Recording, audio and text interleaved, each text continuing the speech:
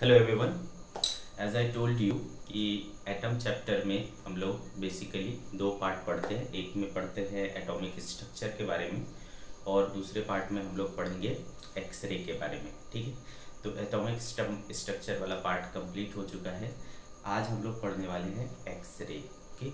इसके साथ ही ये चैप्टर आज फिनिश हो जाएगा। चलो स्टार्ट करते हैं एक्सरे के बारे में। तो आपने इसके पहले कभी एक्सरे का नाम सुना है? जरूर सुना होगा। याद करो बच्चे, जब हम लोगों ने चैप्टर पढ़ा था इलेक्ट्रोमैग्नेटिक वेव्स। ठीक है, तो इलेक्ट्रोमैग्नेटिक वेव्स में है ना, स्पेक्ट्रम ऑफ इलेक्ट्रोमैग्नेटिक वेव्स में पढ़ा था कि देर आर 7 इलेक्ट्रोमैग्नेटिक वेव्स। ठीक है, इसमें क्या था बेटा? Gamma, X ray, ultraviolet, visible, infrared, microwave and radio waves. ठीक है, तो इसमें सेकेंड स्मॉलेस्ट वेवलेंथ जो है वो किसका होता है? एक्सरे का होता है। मतलब स्मॉल वेवलेंथ रेडिएशन होता है हमारा एक्सरे। ठीक है, और जिसका लेमडा कम होगा उसकी एनर्जी क्या होगी? ज़्यादा। क्यों? क्योंकि याद है आपको कि इलेक्ट्रोमैग्नेटिक वेव जो है वो फोटोन के फॉर्म में चलता है और उस फोटोन के पास जो एनर्जी होती है वो कितना होता है बेटा? hc/λ। तो लेमडा जितना कम होगा उसकी एनर्जी क्या होगी? उतनी ज़्यादा होगी। तो एक्सरे की जो वेवलेंथ होती है वो काफ़ी कम होती है। ठीक है, तो उसकी एनर्जी क्या होती है? काफ़ी ज़्यादा होती है। तो ये आप बोल सकते हो स्मॉल वेवलेंथ और एनर्जेटिक रेडिएशंस होते हैं। ठीक है, तो what is X ray? X ray small wavelength energetic electromagnetic radiations होते हैं। ठीक है, X ray is electromagnetic wave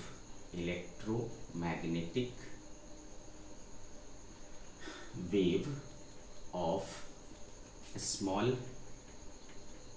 wavelength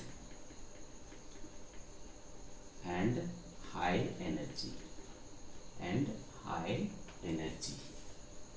ठीक है बेटे, हाई एनर्जी। आगे बात समझ में? इसकी जो डिस्कवरी है ना, एक्सरे की डिस्कवरी, वो डिस्कवरी ऑफ एक्सरे, इसको पता लगाया था बेटा डब्ल्यू रोंटगेन नाम के साइंटिस्ट ने। ठीक है, it was discovered by W Roentgen. ठीक है, अब सवाल उठता है कि एक्सरे कैसे पैदा किया जाता है? ठीक है, एक्सरे को पैदा कैसे किया जाता है? Let's see this production of X ray. Production of X ray. Okay, तो बेटे ऐसा कहा जाता है कि जब फास्ट मूविंग इलेक्ट्रॉन, ठीक है, फास्ट मूविंग इलेक्ट्रॉन यानी ऐसे इलेक्ट्रॉन जिनके पास हाई एनर्जी हो, एनर्जी जितना ज़्यादा होगा उसके पास उतनी ज़्यादा वेलोसिटी होगी, उतनी ज़्यादा स्पीड होगी। तो जो फास्ट मूविंग इलेक्ट्रॉन होते हैं जिसके पास एनर्जी बहुत ज़्यादा है, ठीक है, ऐसे इलेक्ट्रॉन को अगर हम किसी मेटल टारगेट पर हिट करते हैं, किसी मेटल टारगेट से हिट कराते हैं, तो क्या होता है? ये एक्सरे प्रोड्यूस होता है। ठीक है, when fast moving electrons are bombarded on a metal target, X-rays are produced। ठीक है, तो इस तरीके से एक्सरे का प्रोडक्शन किया जाता है। when fast moving electrons are bombarded on a metal target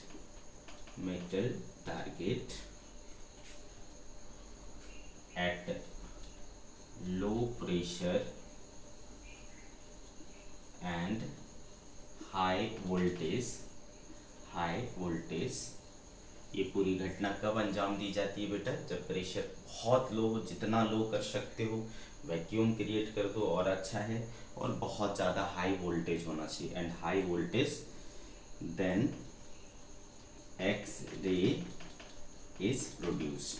तब जा करके आपका एक्सरे बनता है। ठीक है, आगे बात समझ में। तो ये हुआ एक्सरे को प्रोड्यूस करने का तरीका। अब हम प्रैक्टिकली एक्सरे को कैसे प्रोड्यूस करेंगे, है ना, एक्सपेरिमेंटली उस चीज को देखेंगे।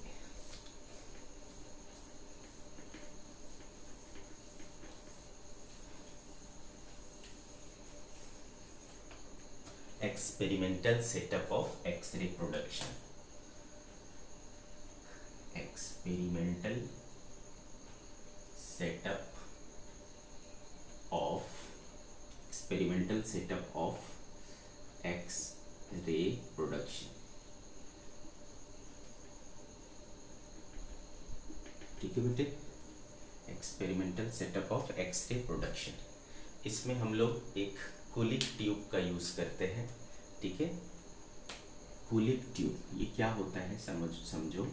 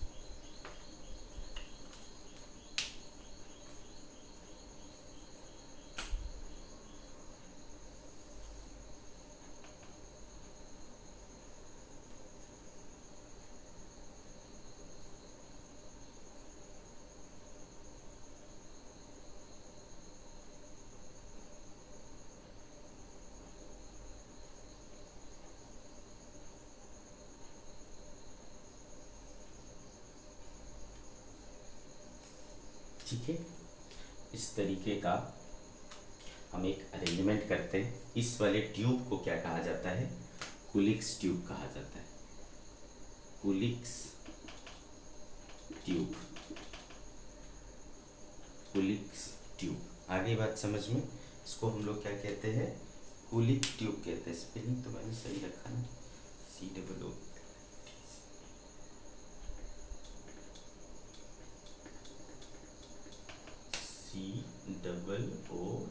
COOLIDGE, कूलिक्स ट्यूब कहते हैं। ठीक है, आगे बात समझ में।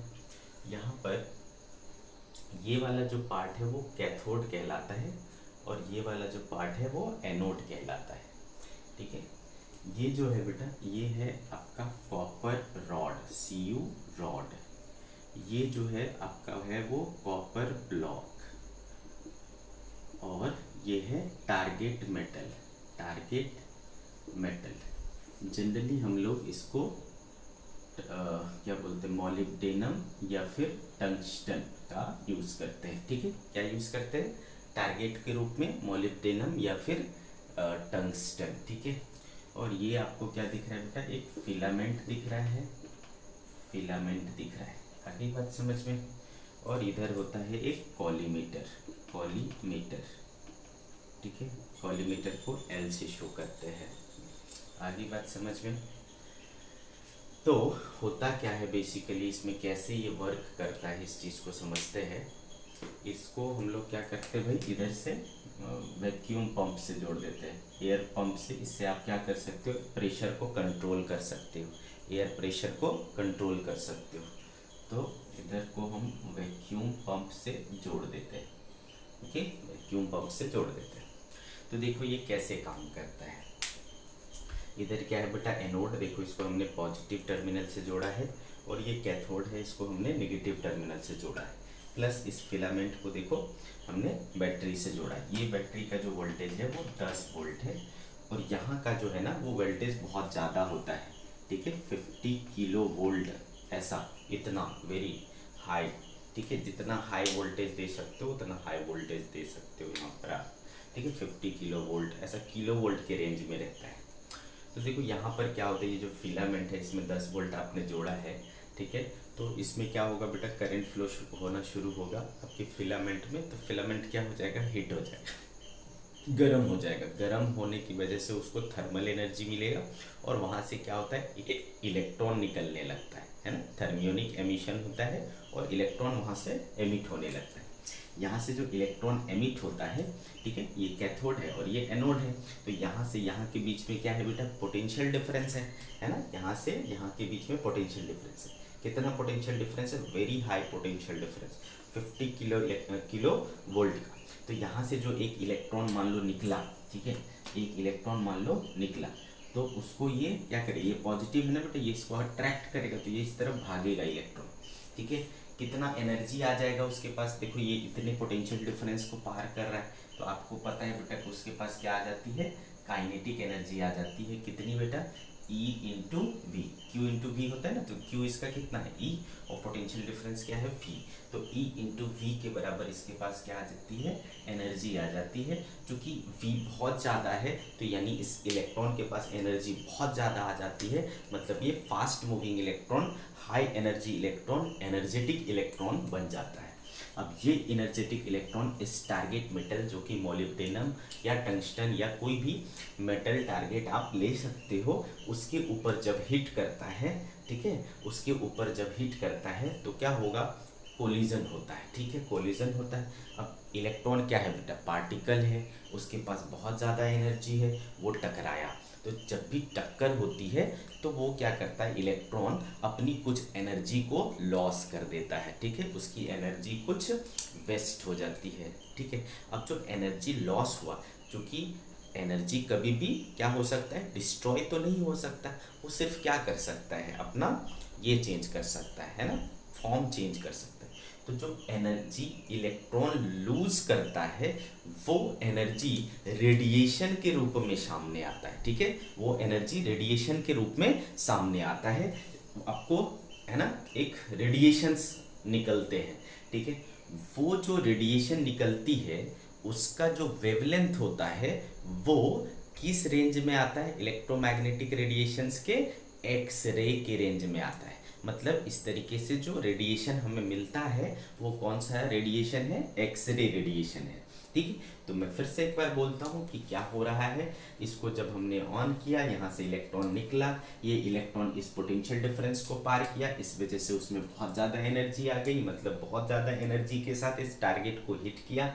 उसमें क्या होता है, एनर्जी थोड़ा सा, जो हाई एनर्जेटिक इलेक्ट्रॉन था उसका एनर्जी थोड़ी क्या हो जाती है, लॉस हो जाती है। जो एनर्जी इलेक्ट्रॉन लूज करती है वो रेडिएशन के रूप में सामने आता है, उस रेडिएशन का वेवलेंथ बहुत कम होता है, और उसी रेडिएशन को हम लोग क्या कहते हैं, एक्सरे कहते हैं। सिंपल बात है, ठीक है, इसको क्या कहते हैं, एक्सरे कहते हैं। तो इस तरीके से एक्सरे का प्रोडक्शन होता है। तो अब आपके दिमाग में आएगा सर, तो टारगेट मटेरियल का काम समझ में आया, अब ये कॉपर ब्लॉक, कॉपर रॉड, ये सब का क्या काम है। तो बेटा जैसा कि मैंने बोला कि जो एनर्जेटिक इलेक्ट्रॉन है उसके पास बहुत ज़्यादा एनर्जी है, वेरी हाई एनर्जी, ठीक है, वेरी हाई एनर्जी है। तो बेटा जब वो टकराता है ना, तो वो अपनी पूरी एनर्जी रेडिएशन में नहीं बदलता है ना, पूरी की पूरी एनर्जी रेडिएशन में नहीं बदलता, बल्कि उसका कुछ पार्ट ही रेडिएशन में बदल पाता है, यानी कुछ पार्ट ही एक्सरे रेडिएशन के रूप में सामने आता है। तो बाकी का एनर्जी कहाँ जाएगा, ठीक है, बाकी का जो एनर्जी है वो कहाँ जाएगी, तो वो एनर्जी आपको क्या करेगा बेटा, हीट के रूप में सामने आएगा, ठीक है। कुछ एनर्जी जो है वो हीट के रूप में सामने आएगा, कुछ एनर्जी रेडिएशन में कन्वर्ट कर गया, एक्सरे रेडिएशन में कन्वर्ट कर गया, और कुछ एनर्जी क्या होगा आपका इस जो है हीट के रूप में पैदा होगा। अब वो हीट जब पैदा होगा तो वो क्या करेगा, इसको मेल्ट कर देगा, है ना, इसको मेल्ट कर देगा। तो वो मेल्ट ना हो उसके लिए तो आपको पहले ये ध्यान रखना है कि आपको टारगेट कैसा होना चाहिए, जिसके पास हाई मेल्टिंग पॉइंट हो, ठीक है, क्या होनी चाहिए, हाई मेल्टिंग पॉइंट होना चाहिए, ऐसा आपको मेटल लेना है, ठीक है। तो जैसे टंगस्टन हो गया, मोलिब्डेनम हो गया, इन सब की मेल्टिंग पॉइंट क्या होती है, बहुत ज़्यादा होती है, ठीक है। तो उसको मेल्ट नहीं होना चाहिए, उसको इजीली ऑक्सीडाइज नहीं होना चाहिए, ऐसा ना हो कि वो आग पकड़ ले, जल जाए, ठीक है, ऐसा भी नहीं होना चाहिए। तो हाई मेल्टिंग पॉइंट होना चाहिए और उसको इजीली ऑक्सीडाइज नहीं होना चाहिए, ठीक है। प्लस, ठीक है, प्लस यहाँ पर जो हीट पैदा हुआ उसको क्या किया जाता है, वो देखो ये कॉपर रॉड और कॉपर ब्लॉक से जुड़े हुए हैं। तो आपको पता है कॉपर क्या होता है बेटा, गुड हीट कंडक्टर होता है, हीट का गुड कंडक्टर होता है। तो वो उस हीट को क्या कर लेता है, कंडक्ट कर लेता है। और इधर हम क्या करते हैं, रॉड के चारों तरफ पानी फ्लो कराते हैं, वाटर फ्लो कराते हैं। तो वो वाटर क्या करता है, उस हीट को निकाल के वहाँ से ले जाता है, ठीक है। तो हीट को एक्सचेंज कर देता है, हीट को वहाँ से रिमूव कर देता है, ताकि ये उतना ज़्यादा गर्म ना हो कि वो मेल्ट हो जाए, ठीक है, इतना ज़्यादा गर्म ना हो कि वो मेल्ट हो जाए, ठीक है। तो इसलिए यहाँ पर कॉपर रॉड और कॉपर ब्लॉक का काम है, समझ गए बेटा। प्लस इसमें जो ये कुलिक्स ट्यूब है, ठीक है, उसका हम लोग क्या करते हैं, जो प्रेशर है वो काफ़ी कम रखते हैं, ठीक है, प्रेशर काफ़ी कम रखा जाता है और वोल्टेज काफ़ी ज़्यादा रखा जाता है, ठीक है बेटा। तो वोल्टेज क्यों ज़्यादा रखा जाता है, ताकि हाई एनर्जी इलेक्ट्रॉन्स मिले, और प्रेशर कम रखा जाता है। आगे बात समझ में आपको क्लियर है। तो इस तरीके से आपका एक्सरे का प्रोडक्शन होता है, ओके, एक्सरे का प्रोडक्शन होता है, ओके, समझ के बात को।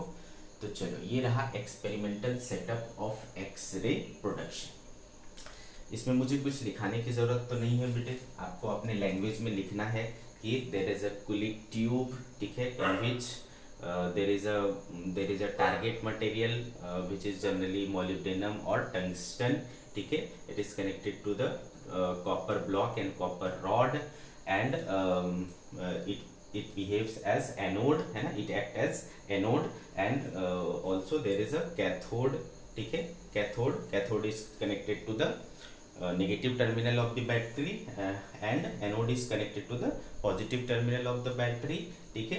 there is a filament which is there is a filament which act as the source of electron, ठीक है, which act as the source of electron, and a collimator। इस collimator का क्या काम है बेटा, वो यहाँ से जो इलेक्ट्रॉन निकलेगा उसको फाइन बीम स्ट्रक्चर देगा, बीम मतलब पैरेलल बीम ऑफ इलेक्ट्रॉन्स बना देगा, मतलब इलेक्ट्रॉन सीधा यहाँ से निकलेगा और यहाँ पर हिट करेगा। आगे बात समझ में। तो कॉलीमेटर का काम है beam banana.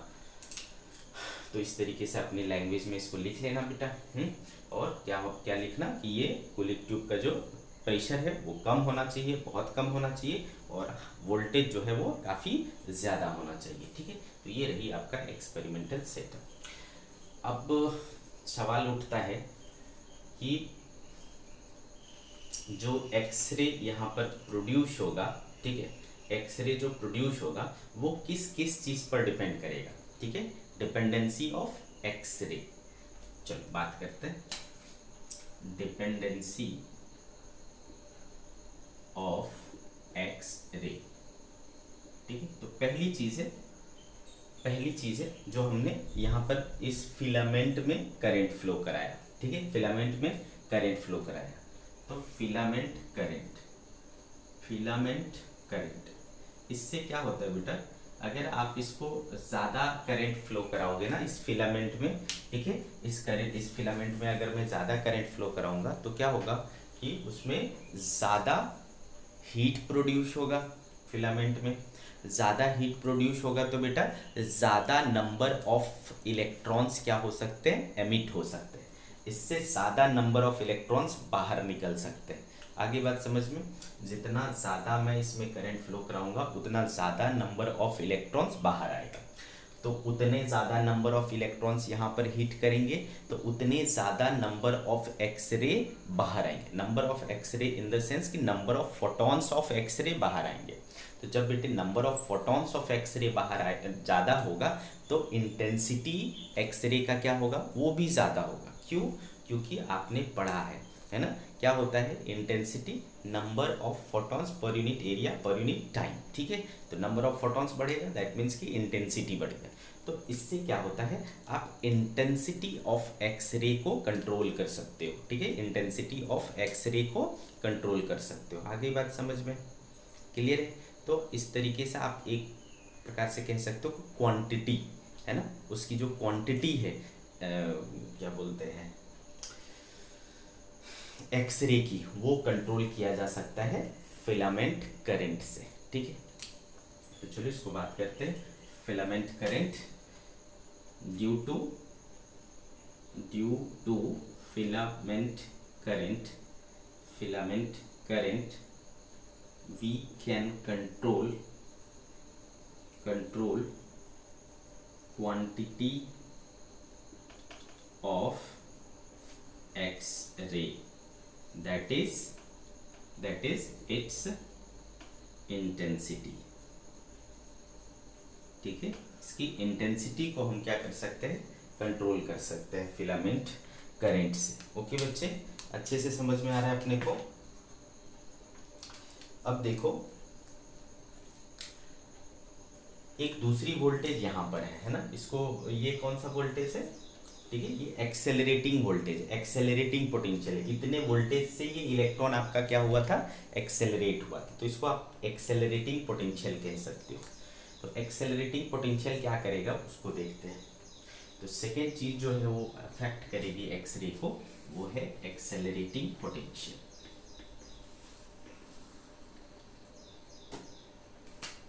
Second, accelerating potential.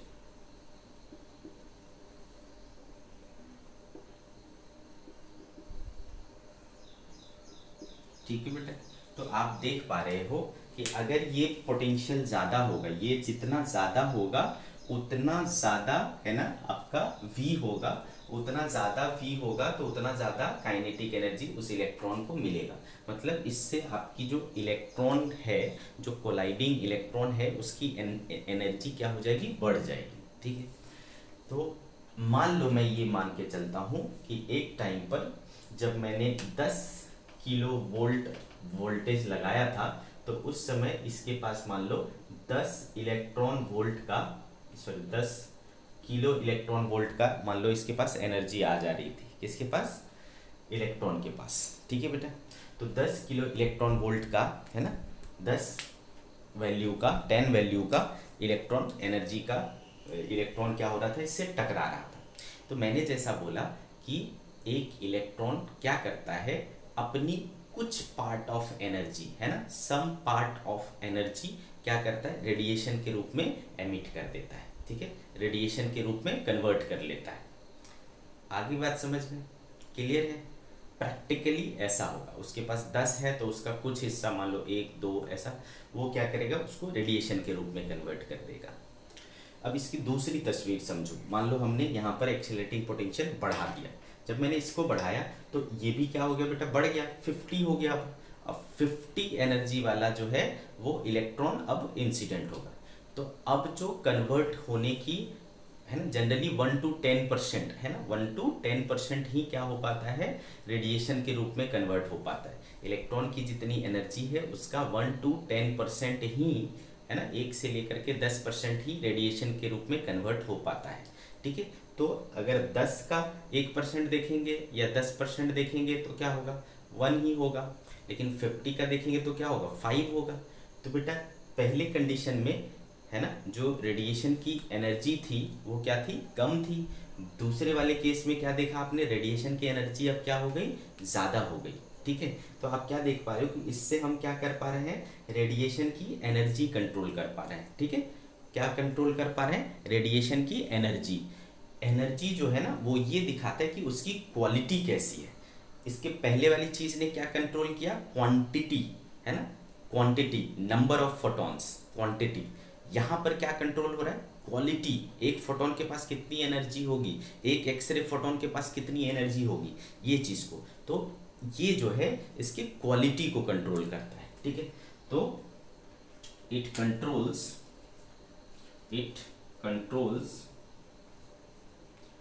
Quality of X ray, that is its energy, ठीक है, दैट इज इट्स एनर्जी। और एनर्जी जो है, जितना ज़्यादा एनर्जेटिक एक्सरे होगा, जितना ज़्यादा एनर्जेटिक एक्सरे होगा, ठीक है बेटा, उसका पेनिट्रेटिंग पावर उतना ज़्यादा होता है, ठीक है, उसकी पेनिट्रेटिंग पावर उतना ज़्यादा होता है। It's energy, that is it's penetrating power, penetrating power. Penetrating power का क्या मतलब हुआ बेटा? जनरली क्या होता है, जो हमारा ऑर्डिनरी लाइट है, जो विजिबल लाइट है, विजिबल लाइट क्या होता है, आप मतलब इधर अगर एक टॉर्च जलाऊं और मैं बोलूं कि वॉल के उस तरफ से देखो, ठीक है, इधर से मैंने एक टॉर्च जलाया और मैं बोलूं कि उस वॉल के पीछे साइड से देखो, तो बताओ क्या दिखेगा आपको? नहीं दिखेगा। क्यों? क्योंकि जो हमारी लाइट है वो इतनी इंटेंस नहीं है कि वो उसको पार करके दूसरी साइड चला जाए, ठीक है। लेकिन एक्सरे इतनी इंटेंस होती है, एक्सरे इतनी एनर्जेटिक होती है, इसका पेनिट्रेटिंग पावर इतना हाई होता है कि ये स्टील या एल्युमिनियम के जो सीट होते हैं, मोटे मोटे सीट हैं, उसको क्या कर सकता है? पेनिट्रेट कर सकता है और उसके पार निकल सकता है। इतना पेनिट्रेटिंग पावर होता है इसके पास। आगे बात समझ में? तो वो पेनिट्रेटिंग पावर किससे मिलता है? इस पोटेंशियल से मिलता है, यानी एक्सेलरेटिंग पोटेंशियल से मिलता है। तो जितना ज़्यादा एक्सेलरेटिंग पोटेंशियल होगा उतना ज़्यादा उसका इंटेंस क्या बोलते हैं, एनर्जी होगा, और उतना ज़्यादा उसका पेनिट्रेटिंग पावर होगा। ये उसका क्वालिटी है, ठीक है, ये उसका क्वालिटी है। इस क्वालिटी के बेसिस पर एक्सरे को हम लोग, है ना, यानी पेनिट्रेटिंग, क्वालिटी मतलब पेनिट्रेटिंग पावर, पेनिट्रेटिंग पावर के बेसिस पर हम एक्सरे को दो कैटेगरी में रख सकते हैं।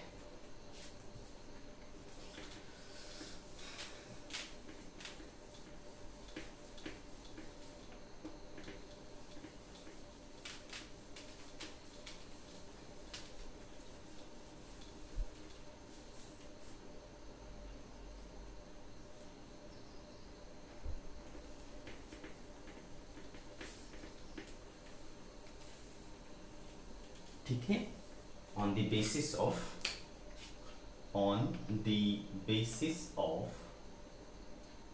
penetrating power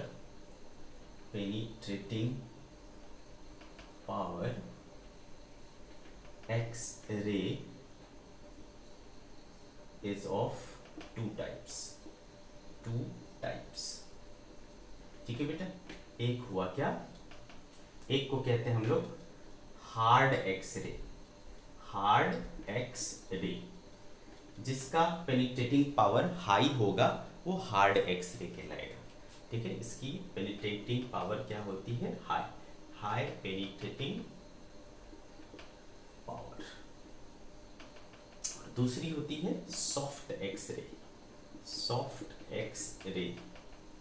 ओके, ये इसके पास लो पेनिट्रेटिंग पावर होता है,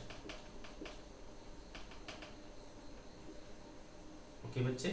तो जो आप देखते हो एक्सरे फोटोग्राफी होता है ना, कब हड्डी टूट गया तो अपने को एक्सरे कराना पड़ता है, तो वहाँ पर हम लोग सॉफ्ट एक्सरे यूज़ करते हैं, ठीक है।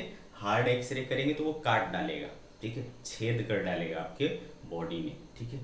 क्यों? क्योंकि हार्ड एक्सरे का पेनिट्रेटिंग पावर बहुत ज़्यादा होता है, सॉफ्ट एक्सरे यूज़ करते हैं, क्लियर। तो इस बेसिस पर हम लोग एक्सरे दो टाइप के पढ़ते हैं। तो चलो इसकी कहानी हो गई बेटा, आगे बढ़ते हैं। अब बात करें हम लोग प्रॉपर्टीज ऑफ एक्सरे के बारे में, ठीक है, प्रॉपर्टीज ऑफ एक्सरे।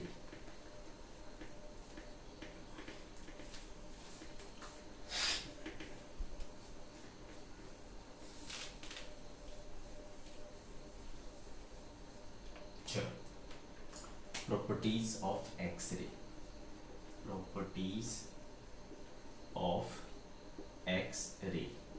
पहला क्या होता है बेटा? इसका शॉर्ट वेवलेंथ होता है, हाई एनर्जेटिक होता है, एनर्जी होता है। तो शॉर्ट वेवलेंथ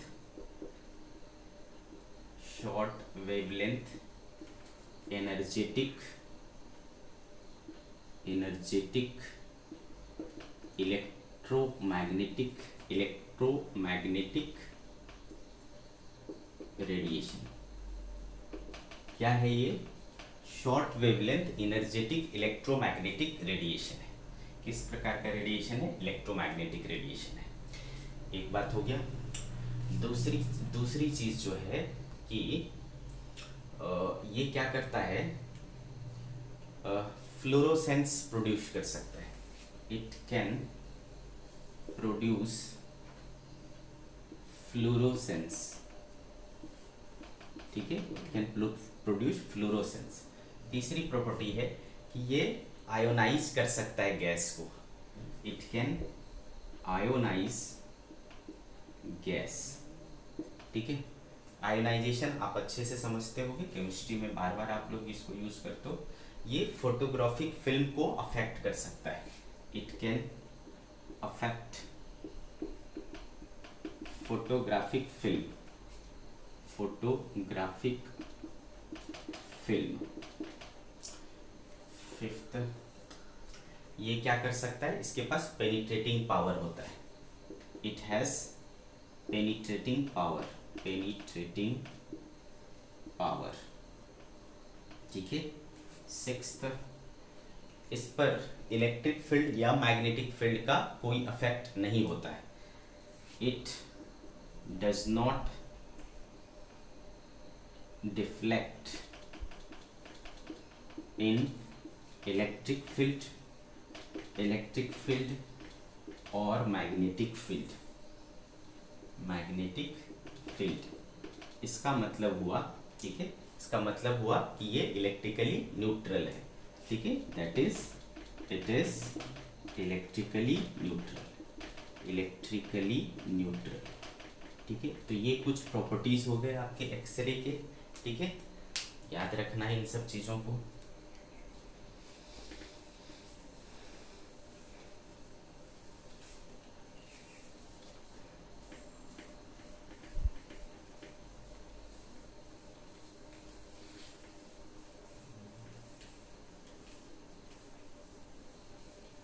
नेक्स्ट बात करेंगे हम लोग uses of x ray.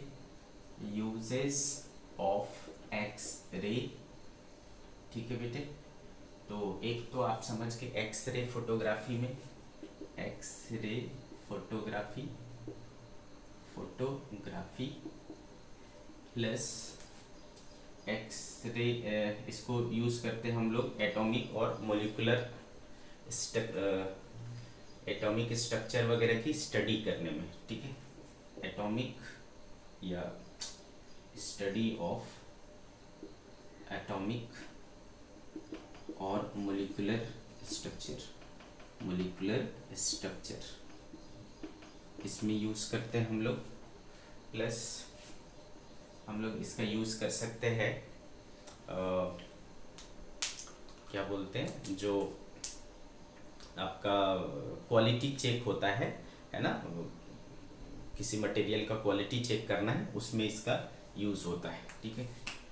Quality check of material.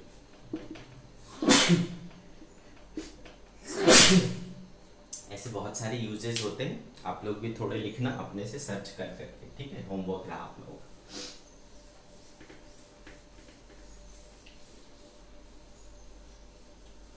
Now अब जैसा कि पता है बेटा कि आपको इलेक्ट्रोमैग्नेटिक रेडिएशन है यानी वेव है तो वेवलेंथ होगा तो आप इसका स्पेक्ट्रम बना सकते हो, ठीक है।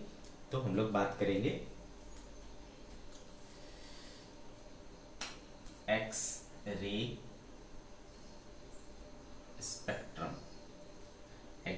स्पेक्ट्रम। जब हम एक्सरे के वेवलेंथ को, है ना, जब हम एक्सरे की वेवलेंथ को देखते हैं तो इसमें हमें दो प्रकार के वेवलेंथ दो प्रकार के पैटर्न दिखाई देते हैं, आप ऐसा बोल सकते हो, ठीक है। एक्सरे स्पेक्ट्रम को आप ध्यान से देखते हो तो दो प्रकार के पैटर्न दिखाई देते हैं। एक पैटर्न में ऐसा दिखेगा कि वेवलेंथ जो रेडिएशन है वो कंटिन्यूअस है। अब मैंने आपको बताया है कि एक कंटिन्यूअस स्पेक्ट्रम क्या होता है और लाइन स्पेक्ट्रम क्या होता है। ठीक है, कंटिन्यूअस स्पेक्ट्रम का मतलब होता है अगर वहाँ पे हर प्रकार का वेवलेंथ अवेलेबल है, कंटिन्यूअसली हर एक वेवलेंथ अवेलेबल है, 1 2 3 4 ऐसा हर वेवलेंथ अवेलेबल है। ठीक है, तो हम उसको क्या कहते हैं, कंटिन्यूअस स्पेक्ट्रम बोलते हैं। और अगर डिस्क्रीट है, 1 है उसके बाद 10 है उसके बाद 50 है 100 है, ऐसा डिस्क्रीट है, बीच में गैप है, तो उसको कहते हैं लाइन स्पेक्ट्रम। पर्टिकुलर वेवलेंथ वाले स्पेक्ट्रम्स, पर्टिकुलर वेवलेंथ वाले रेडिएशंस मिलेंगे, ऐसा कंटिन्यू नहीं मिलेगा। ठीक है, तो एक होता है कंटिन्यूअस और एक होता है क्या बोला मैंने, एक कंटिन्यूअस बोला और दूसरा लाइन स्पेक्ट्रम। तो यहाँ पर क्या होता है, दोनों चीज एक साथ मिलते हैं, कंटिन्यूअस स्पेक्ट्रम भी मिलता है और लाइन स्पेक्ट्रम भी मिलता है। ठीक है, कंटिन्यूअस स्पेक्ट्रम भी मिलता है और लाइन स्पेक्ट्रम भी मिलता है। तो जो कंटिन्यूअस स्पेक्ट्रम मिलता है उसको कहते हैं हम लोग कंटिन्यूअस एक्सरे। मतलब दो प्रकार का एक्सरे यहाँ पर निकलता है, एक को कहते हैं हम लोग कंटिन्यूअस एक्सरे और दूसरे को कहते हैं हम लोग कैरेक्टरिस्टिक एक्सरे। ठीक है, तो एक्सरे स्पेक्ट्रम में दो प्रकार का स्पेक्ट्रम, पहला होगा कंटिन्यूअस एक्सरे, कंटिन्यूअस एक्सरे। ठीक है, तो जब आप इसको ग्राफ पर देखते हो, इसकी इंटेंसिटी और वेवलेंथ के बीच में ग्राफ, तो ये ग्राफ कुछ इस तरीके से निकल करके आता है। ठीक है, ये ग्राफ आपको कुछ इस तरीके से निकल करके आएगा। क्लियर है बच्चे? तो देखो इसका शेप ऐसा कंटिन्यूअस है, तो देखो आपका हर वेवलेंथ अवेलेबल है ना, जो मन करे वेवलेंथ, इस वेवलेंथ पे है हाँ है, इस वेवलेंथ पे है हाँ है, इस वेवलेंथ पे है हाँ है, इस तरीके से आपका हो रहा है। समझ के क्या बात को? ठीक है, तो कंटिन्यूअस स्पेक्ट्रम का जो ग्राफ होता है वो कुछ इस तरीके से होता है। ठीक है, कंटिन्यूअस स्पेक्ट्रम का जो ग्राफ है वो कुछ इस तरीके से होता है। अच्छे से समझा बच्चे? ठीक है, तो कंटिन्यूअस एक्सरे का कारण क्या है, what is the reason of continuous X ray? ध्यान से समझना, बहुत अच्छे से, बहुत मजे से सुनोगे तो आपको समझ में आएगा। मैंने जैसा कि बोला कि अगर मैंने एक्सेलरेटिंग पोटेंशियल 50 किलो वोल्ट दे दिया, ठीक है, तो उस इलेक्ट्रॉन को कितनी एनर्जी मिल गई, E इंटू वी, यानी E into 50 kilo volt, that is 50 kilo electron volt, इतनी एनर्जी उसको मिल गई। अब मैंने क्या बोला कि इसका जो है, जितनी एनर्जी उस इलेक्ट्रॉन के पास है, जितनी एनर्जी उस इलेक्ट्रॉन के पास है, जब वो टकराएगा उससे, तो ये अपनी कुछ एनर्जी क्या करता है, उस रेडिएशन के रूप में ट्रांसफॉर्म कर लेता है। बट आइडियली हम अगर ये माने कि हीट में कुछ भी कन्वर्ट नहीं हुआ, कुछ भी एनर्जी वेस्ट नहीं हुआ, सारा का सारा एनर्जी जो है वो एक्सरे में बदल गया, सारा का सारा एनर्जी एक्सरे में बदल गया, तो क्या होगा बेटा? ठीक है, ऐसा भी हो सकता है। तो दैट मीन्स कि एक्सरे के पास 0 से लेकर के 50 किलो इलेक्ट्रॉन वोल्ट तक कुछ भी वैल्यू मिल सकता है उसको। नहीं समझा? मैं मान लो इलेक्ट्रॉन हूँ, मैं दौड़ रहा हूँ, मेरे पास एनर्जी है, मैंने अगर टकराया किसी को, तो हो सकता है कि मैं, है ना, आपने कोलिजन पढ़ा है?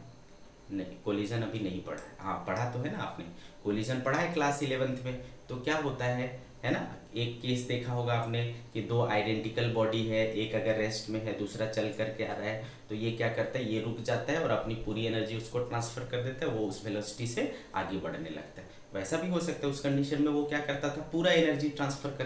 तो यहाँ भी बेसिकली क्या हो रहा है बेटा, कोलिजन ही हो रहा है। तो इलेक्ट्रॉन अगर टकरा करके अगर उसने पूरी एनर्जी दे दी तो पूरी एनर्जी मिल जाएगी, और ऐसा भी हो सकता है कुछ ने कुछ भी ना दिया, ठीक है, तो 0 हो जाएगा, है ना?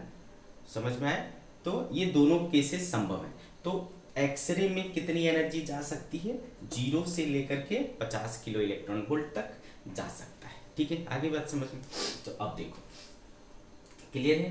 तो कंटिन्यूअस एक्सरे, है ना, हमको पता है कि जो रेडिएशन होती है उसकी एनर्जी कितनी होती है, del E equals to H C by lambda होता है कि नहीं बेटा? तो देयरफॉर है ना, energy of photon, energy of photon कितना होता है, E बराबर एच सी बाई लेमडा। तो देयरफॉर लेमडा बराबर क्या हो जाएगा बेटा, एच सी बाई ई, है ना, एच सी बाई ई। अब आप यहाँ देखो, अगर मैं E है ना, E अगर, तो ये E का ये जो E है ये इसका मिनिमम वैल्यू हुआ और ये इसका मैक्सिमम वैल्यू हुआ, है ना, ये मैक्सिमम वैल्यू। तो आप देख पा रहे हो बेटा कि जब मैं इनमें और इनमें क्या, ये दोनों तो कांस्टेंट है, इनमें क्या रिलेशन दिख रहा है, तो इनवर्स रिलेशन है। तो जब मैं मिनिमम लूंगा तो लेमडा मुझे क्या मिलेगा, मैक्सिमम। अब देखो तो लेमडा मैक्सिमम क्या हो सकता है बेटा, ये जीरो रखना पड़ेगा, जीरो रखोगे तो लेमडा मैक्स क्या हो जाएगा, इन्फिनिटी हो जाएगा, है ना, लेमडा मैक्स क्या हो जाएगा, इन्फिनिटी। और अगर मैं ई मैक्स रखूंगा तो लेमडा क्या हो जाएगा, मिनिमम। तो लेमडा मिनिमम क्या हो जाएगा बेटा, एच सी बाई जो भी आपका ई मैक्स है। तो ई मैक्स कितना होगा बेटा, ई इंटू वी, है ना, देखो वी एनर्जी कितना आया था, ई इंटू वी आया, ठीक है। तो इसमें से एच सी और ई क्या है बेटा, कांस्टेंट है। तो एच सी बाई ई जो है कांस्टेंट है अपॉन वी। आप इसको कन्वर्ट करोगे ना बेटा तो ये आएगा 12,400 एंगस्ट्रॉम अपॉन वी, ठीक है। इतना आएगा आपका मिनिमम वेवलेंथ, ठीक है। मैक्सिमम कहाँ तक जाएगा, इन्फिनिटी। तो ये देखो जो मैंने ग्राफ बनाया है, ठीक है, इस ग्राफ में आप देख पा रहे हो कि ये ऐसा चल करके ये क्या होगा, इन्फिनिटी तक जाएगा। तो आप एक मिनिमम वेवलेंथ देख पा रहे हो, ठीक है। इसको हम लोग क्या कहते हैं, cut off wavelength, cut off wavelength, ठीक है।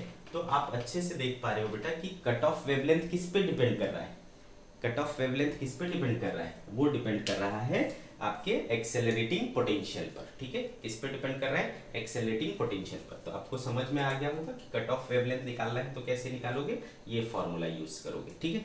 तो लेमडा सी या लेमडा कट ऑफ या लेमडा मिनिमम जो भी बोलो, ठीक है, इक्वल्स टू क्या हो जा रहा है, 12,400 बटा वी एंगस्ट्रॉम, ठीक है। आगे बात समझ में। तो ये हुआ बेटा कंटिन्यूअस एक्सरे, इसमें सारे वेवलेंथ हैं आपके, कहाँ से कहाँ तक, लेमडा कट ऑफ से लेकर के लेमडा इन्फिनिटी तक, ठीक है। तो ये रहा कंटिन्यूअस एक्सरे, ठीक है।